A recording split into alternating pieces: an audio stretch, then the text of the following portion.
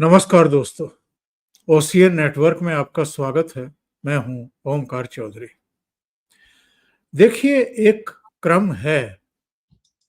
Myanmar में तख्तापलट, आंग सान सुकी को जेल। आप अगर देखें तो अफगानिस्तान में तालिबान का राज, वहां पर जैसी भी थी चुनी हुई सरकार या जो भी थी, लेकिन कम से कम तालिबान तो नहीं थे। उनको वहां से दफा किया गया, तालिबान की सरकार वहां बैठा दी गई या बैठ गई। अमेरिका जिस तरीके से जल्दबाजी में वहां से निकला था और हथियार भी छोड़ दिए थे, बहुत घातक हथियार छोड़ दिए थे, वो सब एक कहानी। उसके बाद पाकिस्तान में आप देखें तो इमरान खान जो अमेरिका के खिलाफ तन करके खड़ा हुआ था और जो सबसे लोकप्रिय नेता पाकिस्तान का, उसकी पार्टी को सिंबल पर चुनाव नहीं लड़ने दिया गया और अल्टीमेटली कठपुतली सरकार वहां पर बैठाई गई। और एक ऐसा आर्मी चीफ जिसने वॉर हारने के बाद अपने को फील्ड मार्शल घोषित कर दिया। श्रीलंका, वहां भी राजपक्षे के खिलाफ विद्रोह हुआ। इसके बाद इस क्रम में बांग्लादेश आ जाइए। शेख हसीना की सरकार का तख्ता पिछले साल 5 अगस्त को पलटा गया। और अब नेपाल, हम धू धू करके जलते हुए देख रहे हैं। और अभी मैं शो में बैठ रहा था तो उससे पहले फ्रांस से कुछ खबरें आ रही थी। तो ये एक क्रम है। इस क्रम के पीछे एक्चुअल में है कौन और इसके पीछे के हेतु क्या हैं, ये जरा जानने की कोशिश करते हैं। और जरा ये भी जानेंगे कि हमारे यहाँ कुछ बौने किस्म के लोग जब जब भारत के आसपास देशों में इस तरह की हिंसा होती है, यो नौजवान सड़कों पर उतरते हैं, आगजनी करते हैं, तो ये तालियां क्यों पीटने लगते हैं, उछलने क्यों लगते हैं। तो मेरे साथ जुड़ रहे हैं जियो पॉलिटिकल मामलों के बहुत ही महीन जानकार और आपके सुपरिचित आदि अचिंत साहब। उन्हीं से जुड़ करके चर्चा को आगे बढ़ाएंगे। आदि जी, बहुत स्वागत है। नमस्कार। नमस्कार सर। आदि जी, जितनी घटनाएं मैंने गिनाई है, म्यांमार से लेकर के पाकिस्तान, अफगानिस्तान, श्रीलंका, बांग्लादेश, नेपाल, इनमें कोई समरूपता है क्या? इनमें कोई कड़ी है क्या जो जोड़ती है आपस में? कड़ी तो सब सामने दिखती है आपको। देखिए सर, ये मेरा मानना थोड़ा डिफरेंट है इसको लेके कि ये जो पूरा गेम खेला गया है, ये नेपाल में कम्युनिज्म और इनको थोड़ा साइड करने के लिए, चाइना का इन्फ्लुएंस साइड करने के लिए है। बट मेरे हिसाब से आपको भी सराउंड करने के लिए है, क्योंकि देखिए अमेरिका का जो भी एक चैलेंजर होता है या जो भी उसको जिससे भी थ्रेट होता है, उसके आस-पास वो आग लगा के रखता है। आप रशिया को देखिए, नॉर्थ से देखिए सर, फ़िनलैंड, पोलैंड, उसके बाद नीचे नीचे आइए यूक्रेन, यूक्रेन के बाद रोमानिया, बल्गेरिया, अ, उसके बाद आप इस तरफ आ जाइए, ब्लैक सी पूरा उनका कंटेस्टेड है। इधर पे अज़रबैजान, आर्मेनिया का झगड़ा है, सर्बिया, कोसोवो का झगड़ा है। तो ये झगड़े इन लोगों ने बना के रखे हुए हैं। अब चाइना की तरफ देखिए, चारों तरफ चाइना के झगड़े हैं। भारत के आस-पास अभी चारों तरफ आ आ आ चुका है ये। ये कंटेनमेंट पॉलिसी होती है सर। उनको फ़र्क नहीं पड़ता नेपाल में कितने लोग मरते हैं, कितने जीते हैं, बट ये कंटेनमेंट पॉलिसी है, जहाँ पर आपको आपकी जगह में रखने की कोशिश की जाएगी कि आप बाहर ना निकल सको वहाँ से। पहली चीज़ ये है। दूसरा सर देखिए, नेपाल काफ़ी क्लोज़ हो चुका था अ, अम, अ, इसके चाइना के एंड चाइना ने जो अभी रिसेंटली ये जो मीटिंग हुई है, मीटिंग क्या हुई है, ये जो जो भी चीज़ हुई है वो क्या इधर पे चाइना के अंदर ये जो बुला के इनको सबको वहाँ पर वो बुलाया था। देखिए सर, उसमें हुआ क्या कि एक एक मैसेज गया है अमेरिका को कि साहब उसके हाथ से चीज़ें निकल जाएँगी ऐसे। एंड बांग्लादेश में भी देखिए सर, आपको वही दिखेगा, चाइना के क्लोज़ था उड़ा दिया, ये चाइना के क्लोज़ था उड़ा दिया, चाइना भारत के क्लोज़ था उड़ा दिया, श्रीलंका में वही उड़ा दिया। तो वो एक वो एक गेम है सर, ये लोग जो खेल रहे हैं। दूसरा सर देखिए नेपाल की पोज़ीशन बड़ी इंटरेस्टिंग है, तिब्बत में घुसना है अगर आपको कुछ करना है तो नेपाल आपके लिए बड़ा इम्पोर्टेंट है और भारत आपके लिए वो काम करता नहीं है सर, है कि नहीं? अगर भारत आपके लिए ये सब करता होता तो फिर आपको ये सब करने की ज़रूरत नहीं होती। आप वो पेपर पे साइन ही नहीं करते। आपको तो पेपर दे-दे के थक गए हैं कि भैया आप पार्टनर बन जाओ, एलाय बन जाओ, बट हम करते नहीं। हम नहीं करते तो फिर यही होता है सर। देखिए पंगा बड़ा सिंपल है सर। इनको चाहिए कि भारत आपके सामने झुक जाए, ठीक है? कि आप झुक जाओ और आप बोलो कि साहब जो आप बोलोगे उसके बाद मैं करने को तैयार हूँ। मैं बिल्कुल भी कुछ अपने आप नहीं करूँगा। आप जो भी जैसा बोलोगे करूँगा। चाइना से लड़ना है? जी साहब, मैं लड़ने को तैयार हूँ। हथियार दे दो मैं लड़ूँगा। हम वो करने को राज़ी नहीं हैं। और जब हम करने को राज़ी नहीं है तो फिर वो पंगे पड़ते हैं उनको। और ये चीज़ आपने देखी है किस तरह से किस तरह से ये बिल्ड हुआ है। टैरिफ आए हैं, आपका सैंक्शन आए, ये आया, वो आया, काफ़ी कुछ आया एकदम से ही। एंड आज अभी तो ख़ैर उन्होंने यू टर्न काट ही लिया है, बट आप ये देखिए यू टर्न भी किस दिन पे काटा है सर? यू टर्न भी ऐसे दिन काटा है जहाँ घंटों पहले नेपाल की सरकार गिरी है। तो क्या मैसेज दे रहे हैं आपको ये? बिल्कुल। क्या कनेक्टेड है कि नहीं है? ठीक है, हम लोग उसके ऊपर काफ़ी हम लोग एनालिसिस कर सकते हैं, हम लोग उसके ऊपर डिबेट कर सकते हैं। बट आप देख लीजिए आपके सामने सिग्नल है, बड़ा क्लियर है। आपके अंदर कर नहीं पा रहे, तो आपके आस-पास करेंगे सर। 2 सवाल हैं, एक तो ये कि क्या भारत में कर सकते हैं? क्या भारत में कामयाब हो सकता है?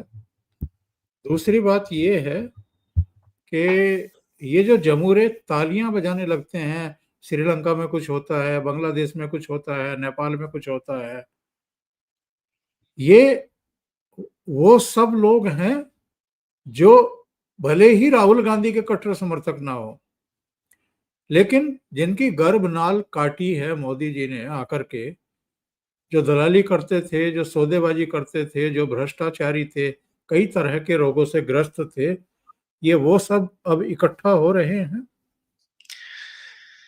देखिए सर, इनको तो कुछ भी दिखता है तो इनको ऐसा लगता है बस मोदी गया। उसके बिना इनका खाना नहीं हजम होता तो क्या कर सकता है सर कोई? ठीक है, अब मोदी गया, मोदी गया, मोदी गया, मोदी गया। ये तो देखिए सर ऐसा है, ये तो आप अच्छा चलिए दूसरी तरफ से देखते हैं सर, क्या इन्होंने कोशिश नहीं करी? राइट? अगर आप देखिए वहाँ से क्या नाम है शुरू करिए कहाँ से सर? 2000 चलते हैं 2014 पे ही। 2014 के आने के बाद क्या आया सर? आपके पास रोहित वेमुला आया, उसपे इतना हंगामा हुआ, अवार्ड वापसी आया, उसके बाद आया आपके पास क्या नाम है आपका लैंड एक्विजिशन आया, ठीक है? उसके बाद भी एक आधा कोई छोटा-मोटा हुआ, उसके बाद आपका बड़ा क्या आया सर? सीएए आया, फिर फार्मर्स प्रोटेस्ट आया, बीच में कोविड आया, कोविड के बीच में इतनी कारस्तानियाँ करी इन लोगों ने, एक वैक्सीन असहिष्णुता एक असहिष्णुता हाँ, और एक वो 2000 अवार्ड वापसी गैंग सक्रिय हाँ, हुआ था। वो बोला मैंने स असहनशीलता तो ये था। उसके हम्म। बाद देखिए 2019 में आपके पास सीएए आया, सीएए में राइटिंग हुई, राइटिंग के बाद आपका कोविड आया, कोविड में तो भैया ऑक्सीजन सिलेंडर के ऊपर झोल से लेकर माइग्रेंट्स याद है माइग्रेंट्स? माइग्रेंट्स, माइग्रेंट्स, माइग्रेंट्स उससे लेकर वैक्सीन फाइज़र का ले लो, उससे ऑक्सीजन ये पीपी पता नहीं हर चीज़ के ऊपर झगड़ा हुआ। उसके बाद आप देखिए सर वो जैसे ही खत्म हुआ फार्मर शुरू हो गया। फार्मर खत्म हुआ तो फिर फार्मर फार्मर 2 बारी और कोशिश करी इन लोगों ने। पहली बार सीएए के खिलाफ हुआ, वक्फ बोर्ड जी, के खिलाफ हुआ। जी, जी, जी। वक़्त पे करने की कोशिश करी। अब क्या है ना सर वो फार्मर के बाद ना एक चीज़ पता चल गई है कि ये किस तरह करते हैं और बीच में आप देखिए हिंडनबर्ग हुआ 2-3 बारी, ठीक है? कभी बीबीसी कोई डॉक्यूमेंट्री बना रही थी, कभी ये हो रहा था जी, कभी वो हो रहा था जी। और ऑल्दो मैं संजय दत्त से बात कर रहा था, वो मानते नहीं है मेरी बात कि 2024 का इलेक्शन में भी काफ़ी इंटरफेरेंस हुआ है। वो बोलते हैं कि भाई बीजेपी की गलती है। मेरा बोलना ये है कि बीजेपी की गलती है, बट उस गलती को उठा के, कुरेद के, बड़ा करके उसका एक्सप्लॉइटेशन करी गई। तो कहाँ नहीं हुआ सर हमारे साथ ये? यहाँ पर पंगा क्या है सर? यहाँ पर लोग बड़े डिफरेंट हैं। नेपाल में क्या है सर, करप्शन अगर आप बोलते हो तो करप्शन एक चीज़ है, पूरे देश में है। अब यहाँ पे करप्शन भी ऐसी चीज़ नहीं है। करप्शन थी 2021 में जब वो पूरा हंगामा हुआ था। तो अभी मुझे कोई ऐसा टॉपिक दिखता नहीं है जिसमें पूरे देश को ये हिला सके। ख़ैर, मैं ये बोल के ये भी बोलूँगा कि ये जो वोटर वाला था, वो तो पूरा देश हिलाने वाला ही था। उनकी कोशिश तो वही थी कि देश में हंगामा हो इसके ऊपर। देश तो छोड़ो सर, बिहार में हंगामा नहीं हुआ। तो बिल्कुल। क्या हो रहा है ना सर, लोग ये पूछते हैं कि मोदी जी ने ये इनको बाहर क्यों छोड़ा हुआ है? क्योंकि सर बाहर इसलिए छोड़ा हुआ है क्योंकि ये इतने प्रिडिक्टेबल हो गए हैं कि ये बड़े से बड़े चीज़ को भी उड़ा के कचरे में फेंक देते हैं। तो आप देखिए हमारे साथ तो हुआ है सर ये। अब थोड़ा हिस्ट्री में जाते हैं सर। अगर आपको अगर मैं 2-3 मिनट ले सकूँ आपसे। जी हाँ, जी हाँ, बिल्कुल। आप हिस्ट्री में जाइए सर, आपकी रेज़ीम चेंज नहीं हुई क्या हिस्ट्री में? जवाहरलाल नेहरू ने आपके साथ क्या करा? ठीक है जी। उसके बाद सर आपका शास्त्री जी के साथ क्या हुआ सर? ठीक है, उससे पहले सरदार बोस के साथ क्या हुआ? शास्त्री जी के साथ क्या हुआ? इंदिरा गांधी के जिन ने जो करा, जो जेपी मूवमेंट आई और जेपी मूवमेंट ने इंदिरा गांधी को निकाल के फेंका, वो भी तो तख्तापलट ही था। अच्छा था, लेकिन तख्तापलट ही था ना at the end of it. Rajiv Gandhi के साथ क्या हुआ सर? उसके बाद अटल बिहारी वाजपेयी के साथ क्या हुआ?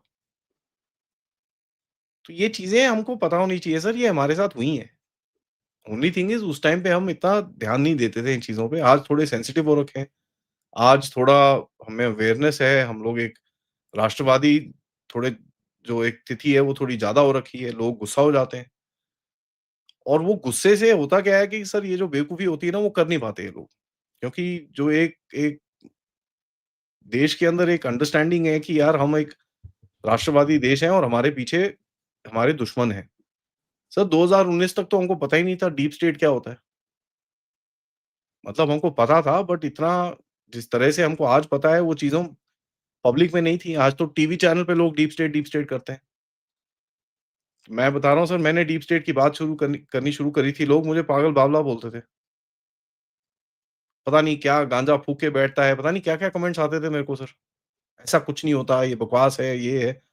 उसके बाद जब चीज़ें दिखनी शुरू हुई, लोगों ने बोला हाँ यार, ये साला ये तो सेंस बनता है, डीप स्टेट तो है कुछ।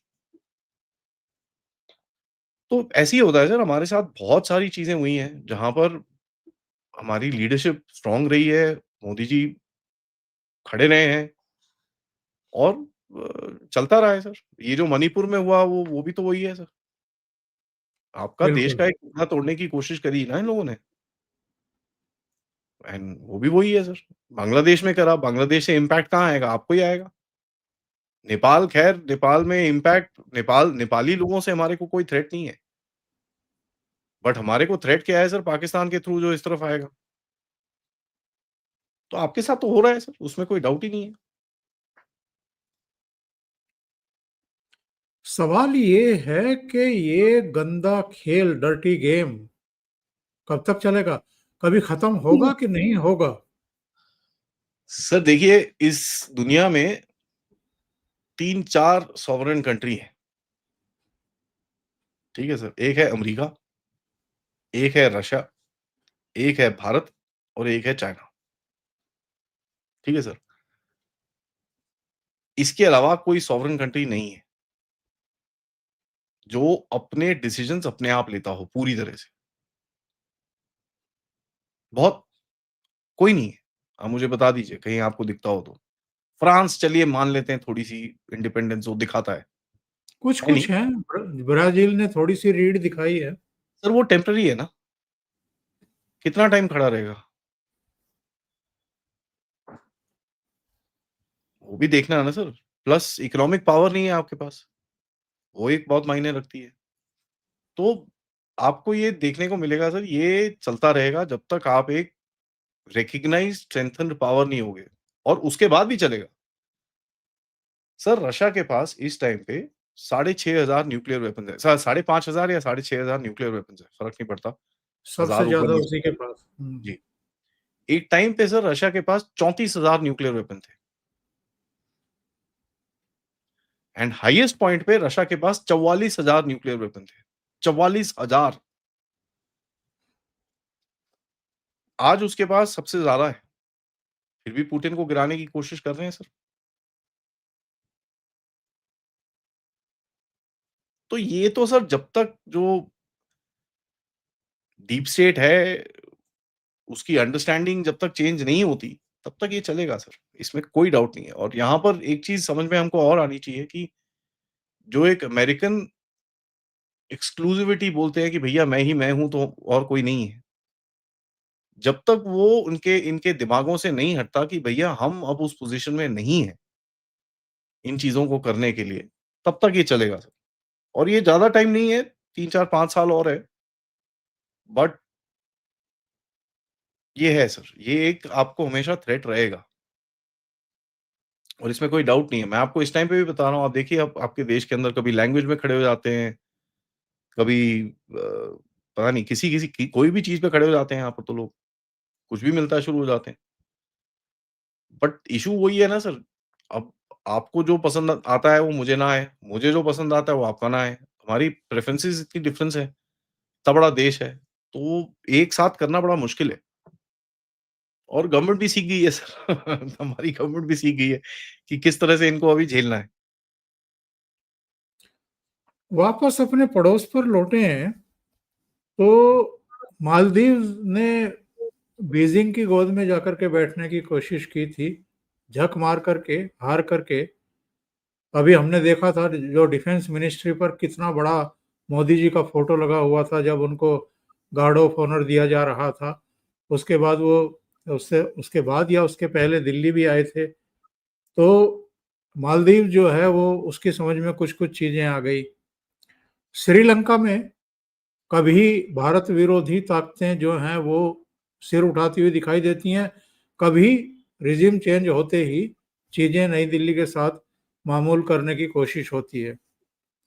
अगेन बांग्लादेश, बांग्लादेश में अब ये यूनुस कब विदा होगा, वहाँ पर नॉर्मलसी लौटेगी, नहीं लौटेगी, अपने आप में एक यक्ष प्रश्न है। और अब नेपाल, ये सब जो सराउंडिंग एरिया में हमारे आस-पास घटनाएँ घट रही हैं, अच्छे तरीके से भारत को भी पता है कि एक्चुअल में हो क्या रहा है। इसलिए भारत ने जो बांग्लादेश में एक एक्शन ड्यू था या प्रोसेस किया जा रहा था, उसको भी अभी थोड़ा-सा ठंडे बस्ते में डाला है। सर देखिए बांग्लादेश में मैं बड़ा क्लियरली बताऊँ जो एक एंटिटी है जो आपके पास है वो है बांग्लादेशी आर्मी, ठीक है? जिसको आपके पास आपका इन्फ्लुएंस है। अब उसी को जाके आप लड़ोगे तो फिर सेंस बैठता नहीं है वो। और आपने देखा जैसे बांग्लादेशी आर्मी चीफ के अगेंस्ट में आर्मी वाले भी उनके जो 1-2 जनरल है वो कुछ करने वाले थे। आपने जाके बचाया उनको। तो अभी वो सेंस बनता नहीं है कि आप जाके उसी आर्मी के साथ लड़ना शुरू हो जाओ, वो बिल्कुल भी सेंस नहीं बनेगा। बट देखिए सर क्या है हमारे अंदर एक हमारे आस-पास एक प्रॉब्लम है। हमारे आस-पास एक जो सबसे बड़ी प्रॉब्लम है कि हमारे जो 2 नेबर्स हैं स्पेशली वो एकदम हार्डकोर रेडिकल इस्लाम में है। अब कल को आपका नेबर लेट अस से दुबई जैसा कोई देश होता, ठीक है? इस्लामिक कंट्री है बट आपको कोई प्रॉब्लम नहीं होती वहाँ पर, राइट? बिकॉज़ ये कोई इन्फिल्ट्रेशन नहीं हो रहा होता, ये बेवकूफ़ी नहीं हो रही होती। ओमान जैसा देश है, कुवैत जैसा देश है, वो भी इस्लामिक कंट्री है, बट यहाँ पर ऐसे उल्टे काम नहीं होंगे वहाँ पर। यहाँ पर होते हैं सर। ये एक हमारी अब आप हिस्ट्री कह लीजिए, हमारी हिस्ट्री का कमाल है। जो हमारी हिस्ट्री में कुछ गलतियाँ हुई हमसे, हम लड़े नहीं, हमने इनको भगाया नहीं, जो भी हुआ सर, लड़े तो बहुत एक्चुअली बट हम जीत नहीं पाए, ठीक है? लड़े तो बहुत, बहुत लोगों ने अपनी जानें दी हैं, हम जीत नहीं पाए। और उसके बाद जब हमारा देश फाइनली मॉडर्न एज में बना, हमारे पास ऐसे घोंचू लोग थे, जिनको जियोपॉलिटिक्स क्या, जिनको पॉलिटिक्स का ही नहीं पता था। अपनी चमका रहे थे, किसी को कोई आइडिया नहीं था क्या हो रहा है आस-पास। सब वो जी नॉन अलाइनमेंट करके बैठे हैं जी, हमको कोई फ़र्क नहीं पड़ता। अरे कैसे नहीं पड़ता? और सफ़ेद आज एक कबूतर उड़ा रहे थे। हाँ, आज ज़माना ये आ गया है सर कि आप एक ऐसी पोज़ीशन में हो जहाँ पर आपको इन जगहों के अंदर कुछ ना कुछ करना है। लेकिन आपने जो अभी तक बिल्डअप किया है वो पिछले 5-6 साल से बिल्डअप किया है। पहले 4 साल तो सर हम भी भिखमंगे थे, 2014 के बाद, ठीक है? Let's understand that very clearly हमारी इकॉनमी में कोई दम-दुम नहीं था। ये तो थोड़ा दम बनना शुरू करा तो आपने फिर उसके अंदर लेवरेज डालनी शुरू करी और देखिए सर ये जो कोवर्ट ऑपरेशंस होते हैं, इन्फ्लुएंस ऑपरेशंस होते हैं, ये इनको डेकेड्स लगते हैं सर, ये 2-5 साल में नहीं बनते। 2-5 साल में आपको एक आधा सोर्स वोर्स कोई मिल जाएगा, जैसे हमारी आर्मी को मिलता है ठोकने-ठाकने के लिए वो काम काफ़ी है। बट जब बड़े सोर्सेज़ बनाने हैं आपको अंदर अपने इन्फ्लुएंस बनाना है, आपको ये सब करना है, उसके लिए सालों साल लग जाते हैं। और अभी तो हम शुरू हुए हैं सर, तो थोड़ा हमने जो प्रीवियस गलतियाँ करी हैं, उसका देखिए कर्मा तो है ही ना सर। हम सनातन में बोलते हैं ना कर्मा, तो कर्मा हमको आके काट रहा है अब उसका कुछ नहीं कर सकते हमको we have to face this. तभी हम जैसे लोग, आप जैसे लोग इतना बोलते हैं कि आज कोई गलती ना करो ताकि अगली वाली जो जनरेशन आए एटलीस्ट हमको ना कोसे आके, कि यार क्या देके गए हो आप, राइट? तो वो एक चक्कर है सर, हमारे देश के अंदर एक वो प्रॉब्लम है एंड ये एक यूनिक प्रॉब्लम है सर और कोई देश नहीं है। अब आप देख लीजिए हमारा एक ही देश है जिसके जिसके आस-पास 2 न्यूक्लियर पावर हैं। आई मीन सीरियसली 2 वो भी पागल वाली nuclear powers I mean seriously कोई और नहीं मिला आपको? कहीं और नहीं बिठा सकते थे इनको? बट हमारे आस-पास है सर वो। अब क्या करोगे इनका? अमेरिका के आस-पास अगर न्यूक्लियर पावर ऐसी होती तो अभी तक तो फोड़ चुका होता सर दोनों को। इन द सेंस या खुद भी खत्म हो गया होता, ये भी खत्म हो गए होते। हम लोग बैठे हैं सर और उसमें से एक टेररिज्म करता है, ये सब बड़ा सब कुछ करता है वो। तो हमारा बड़ा यूनिक सिचुएशन है सर, ऐसा देश कहीं नहीं है और और मेरे को लगता नहीं है ऐसा देश कहीं मिलेगा और। अगर नेपाल की बात करें, वापस लौटे हैं, तो यहाँ कुछ स्ट्रॉन्ग रीजन थे, जो कुछ हम देख रहे हैं इसके। सर वहाँ पर 17 साल में करीब 14 साल में 17 सरकारें आ चुकी हैं। मतलब वहाँ पर तो सर ऐसा है, मैं कई बारी ना जब एनालिसिस करता था, मैं कभी बोलना होता ना कि भई ये प्रचंड प्राइम मिनिस्टर है कि ये मैं एक्चुअली गूगल करके देखा अभी भी है ना वो ये कि कोई साला फिर से बदल गया कोई, पता ही नहीं चलता था इनका। कभी ओली आ जाता है, ओली कोई 5 सर जब से मैंने चैनल खोला है ओली तीसरी बार ही आया है, दूसरी या तीसरी बार ही आया है as the prime minister. Yes. वही 3 पार्टियाँ हैं, वही 3 झगड़े करती हैं, वही 3 फिर साथ में बैठ जाती हैं, वही 3 आई मीन ये तो सर कैसे चलेगा ऐसे? तो ये एक फ्रस्ट्रेशन तो बहुत है नेपालियों के अंदर, नेपाली लोगों के अंदर कि यार ये कैसे है? ये तो हमारा तो मज़ाक बना रखा है। ऊपर से सर डेवलपमेंट नाम की कोई चीज़ नहीं हुई। अब ऑब्वियसली सर एक प्राइम मिनिस्टर आएगा आपका 4 महीने के लिए, 5 महीने के लिए, क्या आपको डेवलपमेंट देगा वो? तो इनके अंदर कभी भी वो चीज़ हुई नहीं। उससे पहले राजा का शासन था, राजा राजा भी सर आई मीन देख लीजिए राजा भी काफ़ी करप्ट था, काफ़ी उल्टे काम वहाँ पर उस टाइम पे भी होते थे। तो अब वो भी है कि यार उसके पास जाएँ कि इनके पास ही रहें कि किसी नए को लेके आएँ, इनको पता नहीं चल रहा अभी। और वहाँ पर एक चीज़ मैंने देखी है सर कि सिविल सोसाइटी ये पूरा बच्चों ने करा है, यंगस्टर्स ने करा है। वहाँ की पूरी इंटेलिजेंसिया, इंटेलेक्चुअल्स, जर्नलिस्ट्स, कमेंटेटर्स कोई नहीं आया बाहर। यार कोई तो कुछ बोल दो, बच्चे हैं, आपके बच्चे हैं, उनको थोड़ा गाइड करो, कैसे करना है क्या? कोई नहीं आ रहा सर। एक बस वो जज आई है, एक सुप्रीम कोर्ट की जज है सुशीला कर्की करके, वो ही आई है बाहर, बाकी और कोई आया नहीं। तो और दूसरा क्या है सर, ये एक ऐसा देश है, यहाँ पर अभी जैसे ये 3 को हटा दिया इन लोगों ने। यहाँ पर बेस लेवल लीडरशिप है ही नहीं कोई कोई भी, कुछ नहीं है। अब वो एक मेयर है, उसको पकड़ रहे हैं, उसका अमेरिका के साथ कनेक्शन है, वो टट्टू है। अब हम लोगों ने बोलना शुरू करा यार ये टट्टू है, वहाँ पर भी लोगों ने बोलना शुरू करा टट्टू है, अब तो खुले में बोल रहे हैं यार ये टट्टू है, इसको क्यों ले रहे हो? बट जो चेंज लाने की, जो डेमोक्रेटाइज़ करने के लिए इन लोगों ने ये चीज़ करी है, वो तो हो नहीं रही सर, क्योंकि जो डिस्कशन चल रही है, वो तो कमरे के बंद चल रही है। आर्मी के साथ जो अभी नेगोशिएशन चल रही है, वो तो कमरे के अंदर चल रही है, किसी को पता ही नहीं है हो क्या रहा है। तो फिर क्या हुआ ये? एंड यही चीज़ एक इन लोगों को समझ में नहीं आ रहा सर कि देखिए एक और मैं आपको चीज़ बताता हूँ यहाँ पर, जो नेपाल के अंदर पंगा है कि अपॉर्च्युनिटी है ही नहीं, ठीक है सर? अपॉर्च्युनिटी नाम की एक्सेप्ट टूरिज़्म आपके पास क्या है? और इस टाइम पे अगर आप देखोगे टूरिज़्म भी कौन जाएगा सर अभी इस टाइम पे नेपाल? बिल्कुल। जी, तो आप टूरिज़्म तो जा रहे हो, ठीक है, आपने ये कर दिया, वो कर दिया, अब आपका कुछ धंधा नहीं है, वैसे भी आपकी हालत खराब है। ऊपर से आप चाइना और अमेरिका और भारत के बीच में गेम खेलने की सोचते हो। सर ऐसी देशों को जिसमें जो छोटे देश होते हैं and with all due respects मैं ये नहीं बोल रहा कि छोटा देश खराब देश और विद ऑल ड्यू रिस्पेक्ट्स